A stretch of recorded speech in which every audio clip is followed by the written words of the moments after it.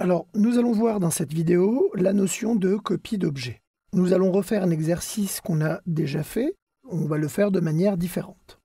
Alors, je vais dessiner un cercle de 60 sur lequel je vais poser 5 cercles de 25. Je me positionne ici, je me mets en polaire et je vais pouvoir dessiner une première ligne qui va me permettre d'avoir la première intersection pour dessiner ce cercle-là. Alors le premier cercle, je vais le dessiner ici, il fera 25.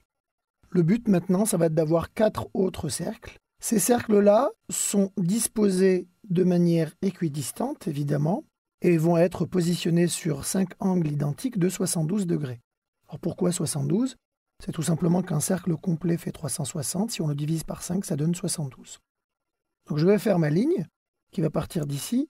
Et là, je me rends compte que je m'arrête à 72. Alors pourquoi je m'arrête à 72 ? C'est que dans polaire, quand je vais dans paramètres, j'indique ici un angle d'incrémentation. Vous voyez que les angles par défaut sont 90, 45 et 30. Moi, j'ai indiqué un angle de 72 que j'ai tapé au clavier. Donc vous voyez qu'ici, je peux aisément dessiner un angle de 72. Alors évidemment, il faut que polaire soit activé. Je m'arrête ici. J'en refais une autre de ligne en appuyant simplement sur Entrée. Encore une autre. Entrée à chaque fois. Et là, j'ai bien mes 5 lignes.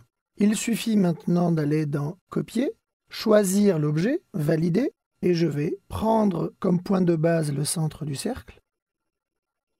Et je vais pouvoir positionner le cercle les 4 autres fois. Je fais Échappe et je peux effacer les traits de construction. Voilà, donc nous avons vu la commande Copier.